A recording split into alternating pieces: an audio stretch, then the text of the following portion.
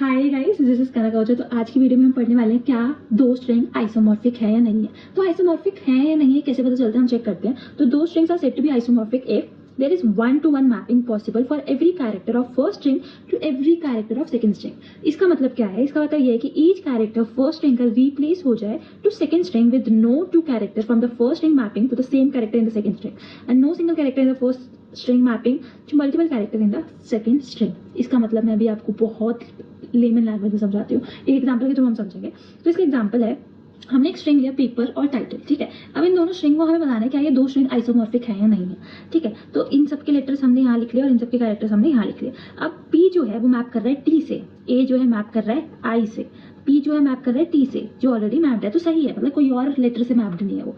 ई जो है मैप कर रहा है एल से और आर जो है मैप कर रहा है ई से, मतलब हर कैरेक्टर यूनिकली मैप कर रहा है हर दूसरे कैरेक्टर से, ठीक है। Since there is a consistent one on one mapping from each character in paper to character in title, तो ये स्ट्रिंग हमारी आइसोमॉर्फिक है।